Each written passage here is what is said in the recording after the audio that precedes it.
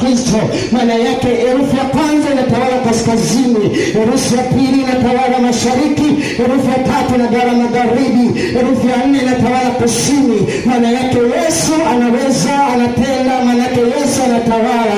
Ikiwa yeye anatawala hata katikati ya maisha yako, anaweza kukusaidia kwa kuwa yeye ndiye mtawala. Ngoja nikuelekeze kitu dakika chache. Yeye pekee ndiye mkuu wa wakuu wote. Yeye anaahidi mwenyewe nitakusaidia. Ataonyesha mkono wake katikati ya maadui wanainuka. Yeye Bwana atakusaidia. Hata kama wameandaa silaha mbele yako, lakini Bwana atakusaidia. Hata kama walikuweka katika vungu wa mauti, lakini Bwana atakusaidia. Hata kama walipega tarehe ya kwenda kufa, hiyo tarehe ninaifuta. Ili Bwana amesema atakusaidia.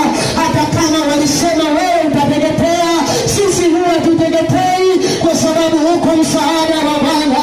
Hata kama adui alituma ile tumeze, lakini yuko Bwana atatusaidia.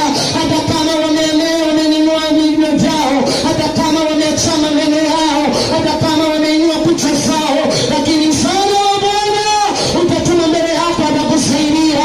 Hata kama miguu yako ilikuwa imefungwa katika giza, lakini Bwana ataiondoa hiyo giza, atakusaidia.